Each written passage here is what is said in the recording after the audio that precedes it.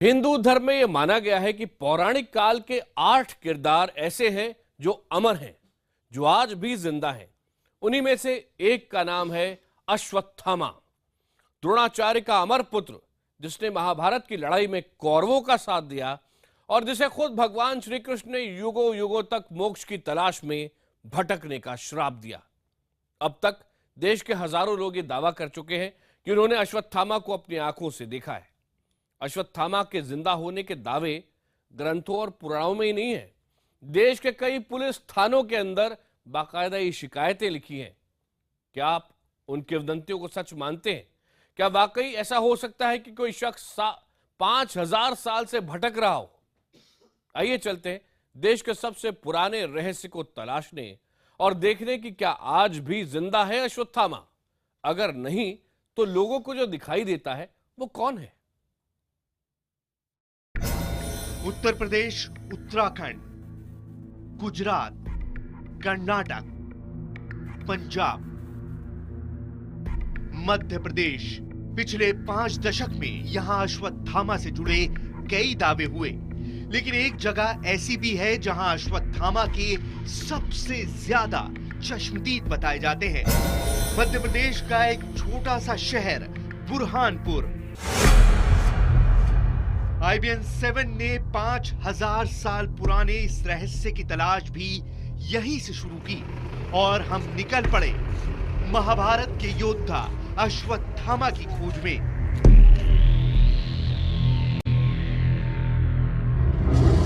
क्या वाकई ये हो सकता है? क्या 5000 साल तक कोई जिंदा रह सकता है? ये कैसे मुमकिन है कि अश्वत्थामा आज भी इसी धरती में भटक रहा हो?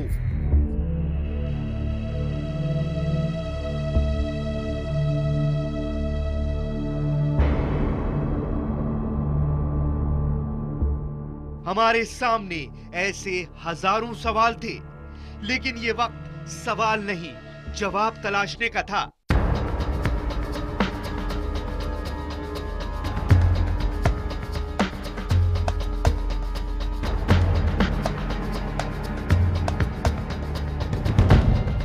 मौत जिंदगी का शाश्वत सत्य है। जो पैदा होता है वो मरता भी है, लेकिन क्या ये मुमकिन है कि जीवन अंतहीन हो? क्या ये मुमकिन है कि कोई युगों युगों तक जिंदा रहे? आज हम आपको एक ऐसी कहानी सुनाने जा रहे हैं जिसमें मौत नहीं है। ये कोई पूरी कल्पना नहीं है, बल्कि एक ऐसी हकीकत है जिसे लोगों ने खुद देखा है, महसूस किया है। बुरहानपुर आते ही हमारी मुलाकात हुई अश्वत्थामा के एक चश्मदीद पहलवान हनीफ खान से। हनीफ हमें बता रहे हैं कि कुछ वक्त पहले ही उनका सामना अश्वत्थामा से हुआ था। 18-20 साल पुरानी बात है। जब हम लोग कॉलेज वगैरह में पढ़ते थे, एक्सरसाइज का बड़ा जुनून हुआ करता था। तो रनिंग करते हुए हम लोग जो यहाँ से असीरगढ़ चले जाया करते थे, वहाँ रुक के मैं पुशअप किया, दंड वगैरह मारा, तो सामने मेरे को एक ऐसा बड़ा सा एकदम काफ़ी बहुत लार्ज, जिसको बोलना चाहिए ना, बड़ा आदमी मेरे को ऐसा दिखा।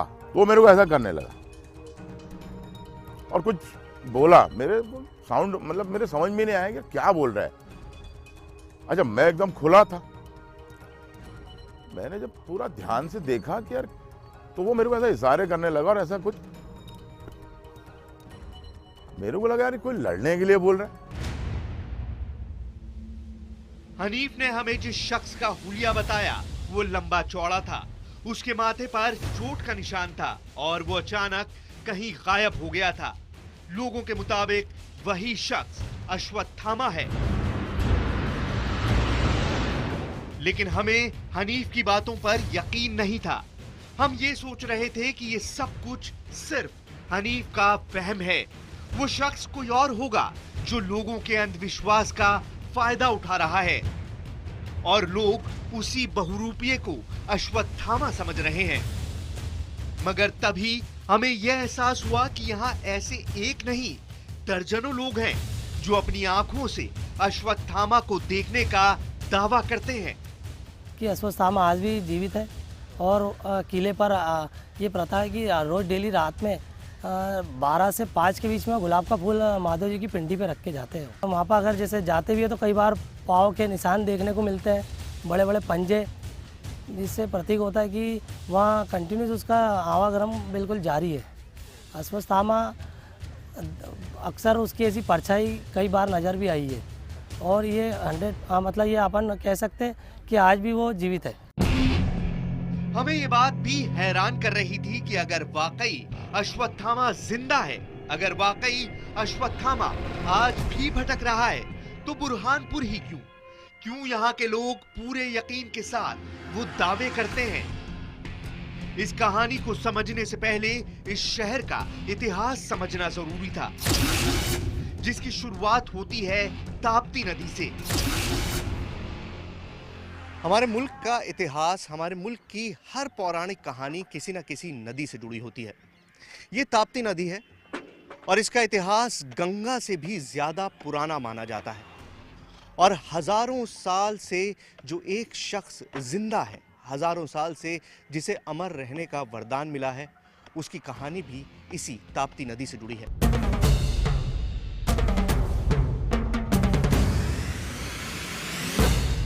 तापी महापुराण में ब्रिग्नपुर के नाम से उल्लेखित किया गया है।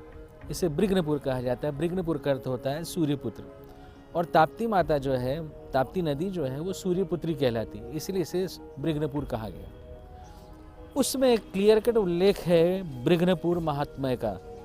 ब्रिग्नपुर महात्म्य, उसमें एक पूरा चैप्टर है और उस चैप्टर के अंदर पूरा ब्रिग्नपुर के बारे में सारा डिटेल उल्लेखित किया गया है। उसमें बताया गया है कि अश्वत्थामा जो महाभारत काल में गुरु द्रोणाचार्य के फर्जंद थे, उनके पुत्र थे, वो आज भी जीवित है, ऐसी मान्यता है। तो वो अश्वत्थामा जो है ताप्ती नदी में स्नान कर पूजा अर्चना करने के लिए आते हैं। होशंग सोराब जी हवलदार बुरहानपुर के सबसे पुराने परिवार से ताल्लुक रखते हैं और वो ये भी दावा कर रहे हैं कि उन्होंने असीरगढ़ के किले में अश्वत्थामा की मौजूदगी का सबूत अपनी आंखों से देखा है। सन 1974 में मैं अपने मित्रों के साथ में जब गया था तो हम लोगों ने उस बात को साक्षात अनुभव किया है। हम लोग जब शिवालय में गए थे, जैसा आप जानते हैं हर शिवालय में बाहर जो है वो नंदी जी विराजमान होते हैं। तो हम लोग जब गए तो जो अपने जूते चप्पल निकाल करके और नंदी जी के पास से गुजरे तो नंदी जी तो धूल में अटे पड़े थे। तो हम लोगों ने शिवालय में जैसे ही प्रवेश किया तो हम लोग आश्चर्यचकित रह गए कि शिवालय में तो कोई धूल नाम की तो चीज़ ही नहीं थी, इसको चकाचक साफ सुथरा, और वहाँ पर एक ताज़ा फूल चढ़ा हुआ था। और फूल की जो वैरायटी जो थी वो आज तक भी मैंने अपने क्षेत्र में क्या अभी तक मेरे देखने में नहीं, एक अलग ही टाइप का फूल। हमें अब तक जो कहानी समझ में आई थी वो ये थी कि कोई शख्स बरसों से यहाँ भटक रहा है, नंगे बदन, एक धोती पहने हुए, जिसके माथे पर चोट का निशान है और वो गांव के पास ही मौजूद असीरगढ़ के किले में पूजा करता है। सुबह जब मंदिर खुलता है तो शिवलिंग पर फूल मिलते हैं। हमें जिस शख्स के बारे में बताया जा रहा था उसकी कहानी अश्वत्थामा से मिलती जुलती है। महाभारत के मुताबिक अभिमन्यु के पुत्र की गर्भ में हत्या के बाद श्री कृष्ण ने खुद अश्वत्थामा को युगों तक भटकने का श्राप दिया था। तुम समय की चरम सीमा तक पृथ्वी पर अपने कभी न समाप्त होने वाले जीवन का शव उठाए भटकते रहोगे, अकेले अपने इस घोर पाप का बोझ उठाए संवेदना के स्नेह लेप के लिए तरसते हुए अश्वत्थामा। महाभारत में ये भी कहा गया है कि खुद अश्वत्थामा ने अपने माथे पर मौजूद मणि को निकालकर युधिष्ठिर को सौंप दिया था और अश्वत्थामा के सिर पर जख्म का गहरा निशान हुआ था। हे वासुदेव, लीजिए, ये मणि स्वीकार कीजिए, किंतु अपने शाप से मुझे मुक्त कर दीजिए वासुदेव, मुक्त कर दीजिए। ये शाप नहीं था अश्वत्थामा कि मैं तुझे इससे मुक्त कर दूं। ये तो तेरे पापों का भुगतान है। हमने फैसला किया कि हम असीरगढ़ के उस किले में जाएंगे। रात भर हमारा कैमरा ऑन रहेगा और अगर वाकई वहां अश्वत्थामा रोज आता है तो हम उसके निशान पहली बार कैमरे में कैद करेंगे। लेकिन इससे पहले हम ये देखना चाहते थे कि क्या जिस शख्स को अश्वत्थामा समझा जाता है उसका गांव के लोग एक ही हुलिया बताते हैं या नहीं। कहीं ऐसा तो नहीं कि गांव के लोगों को अलग अलग शख्स दिखाई देता हो। इस तलाश में हम पहुंचे बुरहानपुर के एक गांव निम्बोला में, जहां हमें ऐसे कई लोग मिले जो एक जैसी ही बात कर रहे थे। और कई लोगों ने देखा भी है उसको। अभी महीना 15 दिन पहले भी एक व्यक्ति ने हमारे गांव के देखा था, तो उसको ये बता रहा था कि मतलब मेरे को वो लाके दो क्या मस्का और मैं यहाँ मेरे जख्म पे लगाऊंगा बोले। सुना है कि वो उसका चेहरा बहुत मोटा है, सर फटा हुआ है, खून निकलता है, पीड़ा से ग्रस्त है। वो श्राप के कारण आज भी वो भटक रहा है, उसको मुक्ति नहीं मिल रही है और वो वन जंगल भटक रहा है। और ये जो वन था हमारा, ये खांडव वन था, इसे खांडव वन के नाम से जानते थे, तो वो ये एरिया में घूमता है। गांव के लोगों ने बताया कि अश्वत्थामा का दिखाई देना किसी अपशगुन जैसा है। उसे देखने वाला शख्स या तो बीमार हो जाता है या उसे लकवा मार जाता है। इस गांव में हमें इस दावे से जुड़ा एक जीता जागता सबूत भी मिला, पाला, जिसके परिवार का दावा है कि उसकी ये हालत अश्वत्थामा की वजह से हुई है।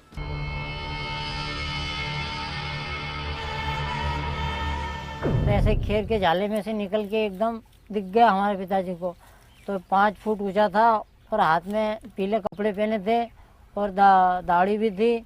और हमारे पिताजी सोते सोते एकदम आवाज़ सुन के उठ गए। उठने के बाद में फिर वो एकदम दिख गए, तो एकदम दिखने के बाद में हमारे पिताजी उठने से वो एकदम गायब हो गया। पाला की कहानी ने हमें एक बार फिर वो बात याद दिला दी जो सोराब जी ने हमें बताई थी। अश्वत्थामा के पहली बार दर्शन नहीं होते हैं, अगर दर्शन हो जाए तो वो व्यक्ति अंधा हो जाता है। हम इस गांव की जिस गली से गुजरे, हमें अश्वत्थामा से जुड़ी एक ही कहानी सुनाई दी। हम जंगल गए, जंगल से एक ऐसा आदमी दिखा और पीले कपड़े में था, वो खुला शरीर था ऐसा, और एक बाल भी बड़े बड़े थे उसके, और अपने से भी थोड़ा बहुत ऊंचा था, एक मतलब एक हाथ 2 हाथ, और वो उसका शरीर पूरा मतलब पानी ये इससे पीप से भरा हुआ था। पैर लंबा इतना और इतना चौड़ा, सब लोगों ने देखे, ये अश्वत्थामा का है।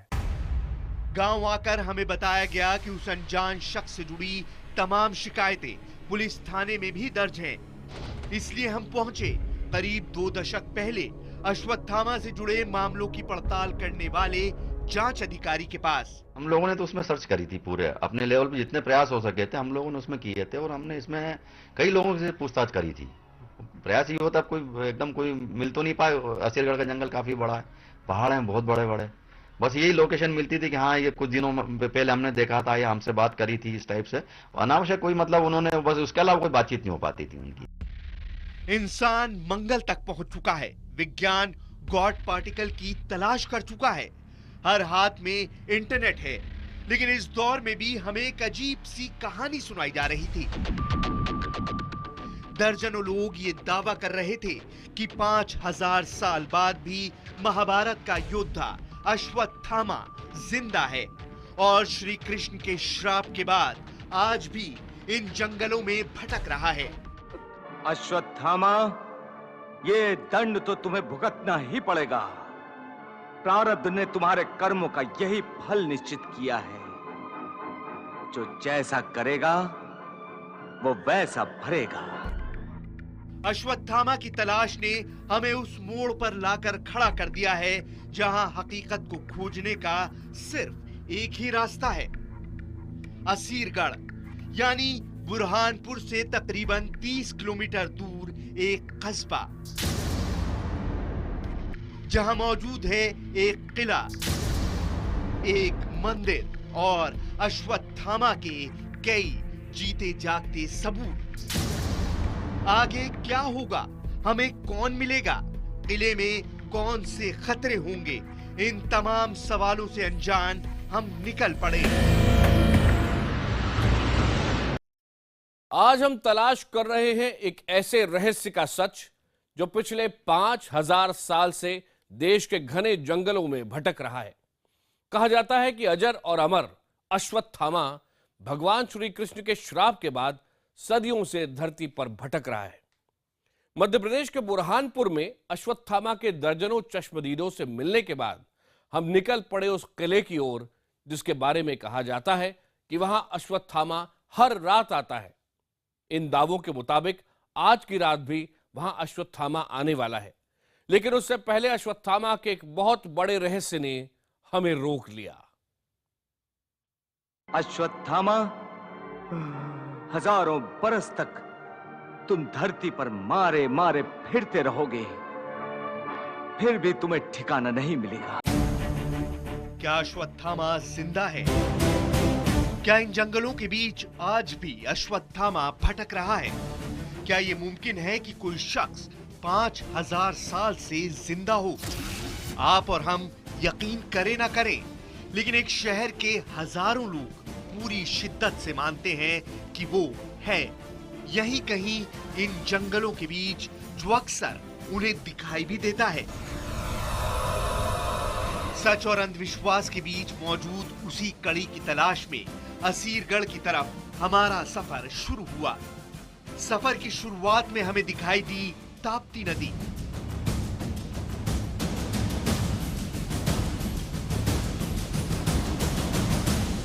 हमें बताया गया कि इस नदी का अश्वत्थामा से सदियों पुराना रिश्ता है। तापी महापुराण में भी जिक्र है कि अश्वत्थामा इसी नदी के किनारे भटक रहा है। नदी के पास ही हमारी मुलाकात हुई वल्लभदास हीरालाल से। वल्लभदास हमें तापी महापुराण की वो कहानियां दिखाने लगे जो ताप्ती नदी और अश्वत्थामा के इस रिश्ते को साबित कर रही थी।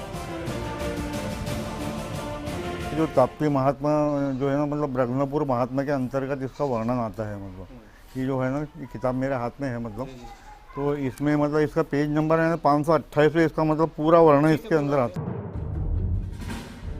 अब हमारे सामने अश्वत्थामा से जुड़ी एक नई कहानी थी, जो जुड़ी थी ताप्ती नदी के पास मौजूद गुप्तेश्वर मंदिर से।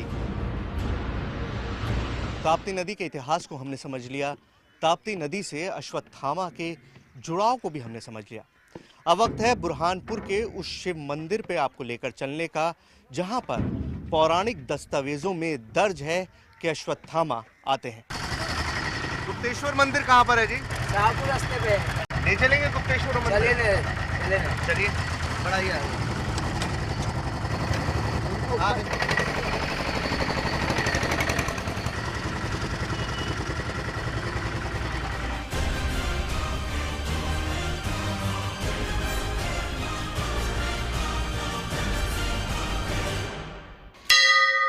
गुप्तेश्वर मंदिर का यही वो शिवलिंग है जिसके बारे में यहाँ के केयरटेकर वल्लभ भाई का दावा है कि अश्वत्थामा इसकी पूजा करते हैं। हर पर्व पर अश्वत्थामा यहाँ पर आते हैं और उनके मुताबिक यहाँ पर पहुँचने का एक गुप्त रास्ता है। जी, ये कि ताप्ती महात्मा के अंदर मतलब ये वर्णित है, ये उसमें लिखा हुआ है, ये मैं नहीं कहता, ये उसमें लिखा हुआ है। तो वो कहाँ है गुप्त रास्ता? ये रास्ता ये सामने है, यहाँ पर। यहाँ से लगभग मतलब 22 किलोमीटर ये आसिर दुर्ग तक जाता है, या आसिर के किले तक जाता है। तक जाता है। तो अश्वत्थामा वहीं घूमते हैं?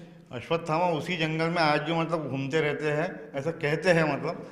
और वो समय समय पर यहाँ पर पर्व महापर्व पर यहाँ पर आते हैं और यहाँ से नदी का जल लेकर के आते हैं और इसका शिव जी का अभिषेक वगैरह करते हैं, पूजा पाठ वगैरह करके मतलब यहाँ से जाते हैं। तो मतलब यही वो रास्ता है जहाँ से? हाँ, यही वो रास्ता है जो आशा दुर्ग तक पहुँचता है।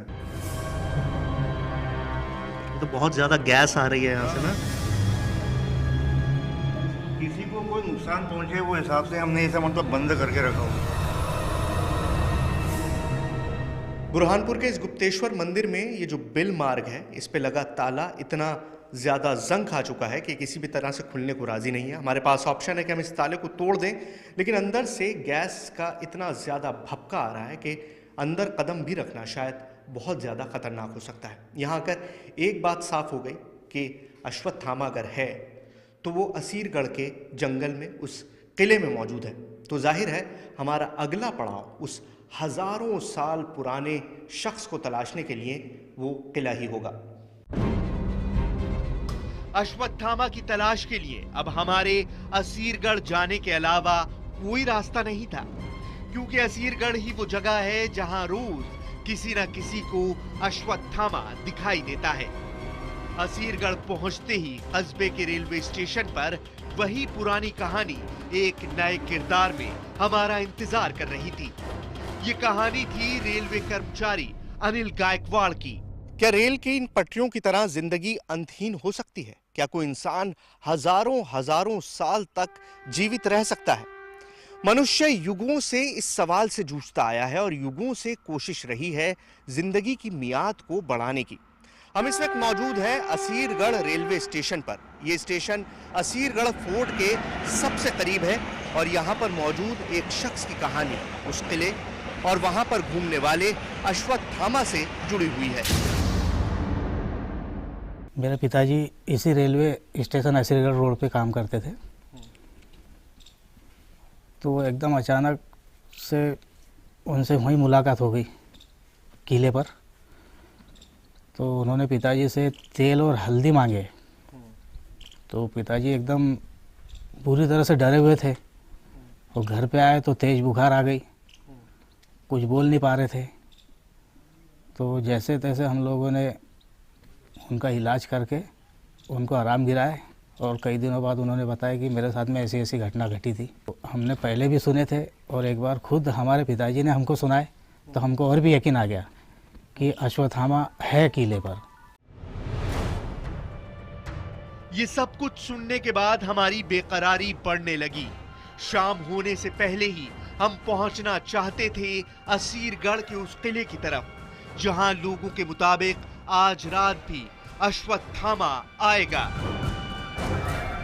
कुछ देर के सफर के बाद हमारे सामने था 15वीं शताब्दी में बना एक बेमिसाल किला, असीरगढ़ का किला।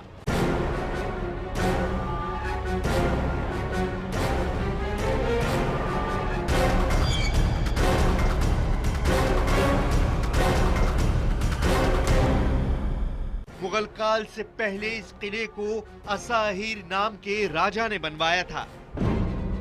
इस किले में ही मौजूद है पांडवों के काल का एक शिव मंदिर। कहा जाता है कि उसी शिव मंदिर में अश्वत्थामा हर रात पूजा करने आता है और अगली सुबह जब वो मंदिर खुलता है तो अश्वत्थामा की मौजूदगी के सबूत दिखाई देते हैं। हम रात होने का इंतजार करने लगे, लेकिन उस इंतजार के बीच हमारी मुलाकात कुछ लोगों से हुई। ऐसे लोग जो दावा कर रहे थे कि उन्होंने अश्वत्थामा को बेहद करीब से देखा है। उन्हीं में से एक है वाहिद अली खान। मैं फजर की सवेरे की नमाज पढ़ के टहलने के लिए जब आया इधर, तो मैं अक्सर आते रहता हूँ।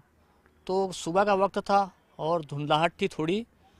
उस दरमियान मैंने देखा कि एक बहुत ही डील डॉल अजीब सा आदमी, ऊंचा और काफ़ी तगड़ा, सामान्य व्यक्ति से कुछ अजीब ही लग रहा था। तो वो इधर से ऐसे जाते हुए दिखाई दिए। तो मैं उनको देखकर पहले तो घबरा गया और फिर मेरा जहन उस तरफ गया। जो लोगों ने यहाँ पर किंवदंती प्रचलित है कि यहाँ अश्वत्थामा घूमते हैं, तो मेरा दिमाग उस ओर भी गया कि शायद वो तो नहीं है। बाकी विश्वास से तो नहीं कह सकता मैं, बाकी वो ऐसे दिखे थे मेरे को। मैं अचानक घबरा गया फिर, और फिर मैं यहाँ से वापस नीचे की ओर चला गया। हम कुछ ऐसे लोगों की तलाश में थे जिन्होंने किले के उस मंदिर में अश्वत्थामा की पूजा के सबूत अपनी आंखों से देखे हैं। हमारे साथ इस वक्त घनश्याम जी हैं। घनश्याम जी इस किले में कई सालों तक चौकीदार रहे हैं और अभी कुछ महीनों पहले ही रिटायर हुए हैं।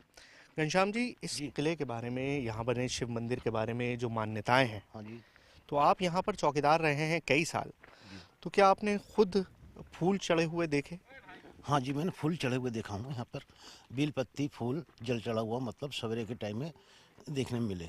ऐसा तो नहीं है कि कोई आदमी यहाँ पर आ जाता हो, किले में कोई और रास्ता हो जहाँ से आदमी कोई और आ जाता हो और पूजा करके चला जाता हो? ये तो सर मतलब अपन ने जब तक देखा नहीं तो उनको कैसे बताएं कोई आदमी आके मतलब यहाँ पे पूजा करके जाते हों। और उस टाइम ना तो यहाँ पे कोई ऐसा मतलब आने जाने का रास्ता था जो इस मंदिर में चढ़ के आ जाए। एक मेन द्वार है जो आशीरगढ़ पे, वहीं से आने जाने का रास्ता था। उसे आप बंद कर देते थे? जी हाँ, वो बंद हो जाता था।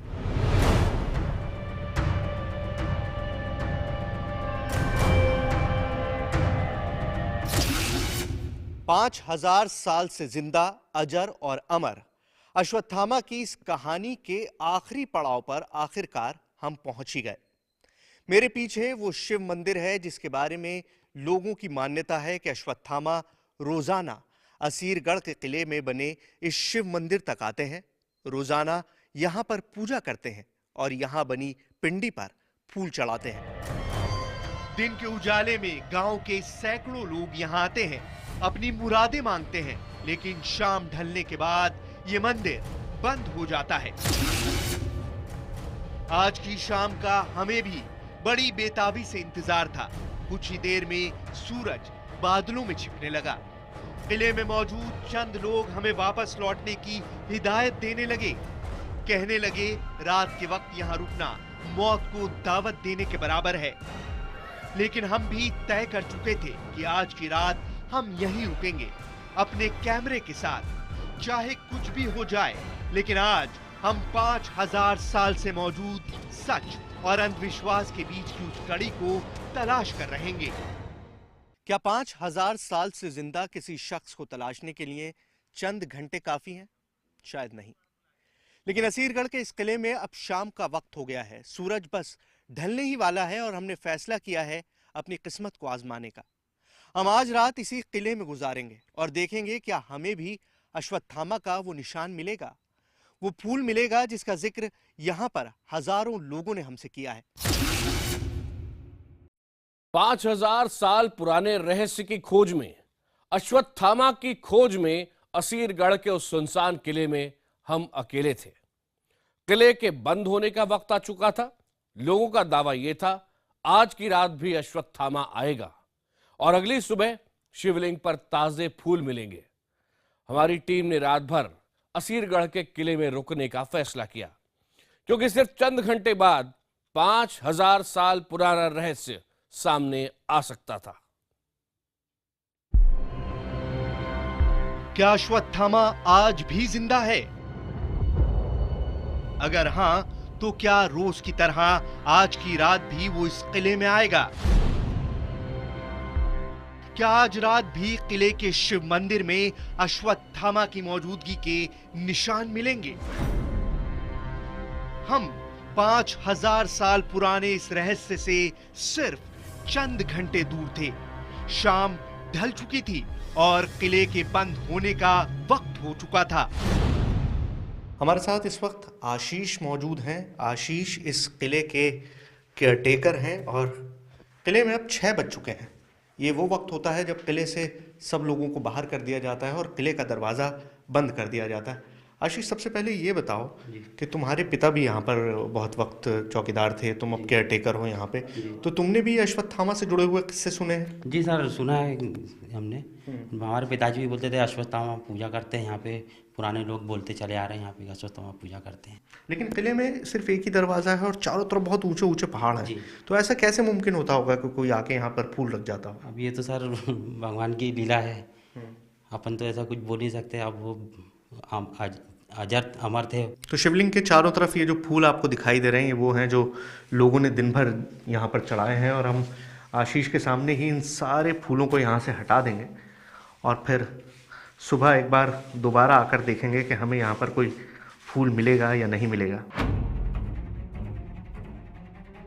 यहाँ के लोगों का दावा है कि अगली सुबह हमें दोबारा शिवलिंग पर एक फूल मिलेगा, क्योंकि रोज की तरह आज रात भी अश्वत्थामा इस मंदिर में आएगा।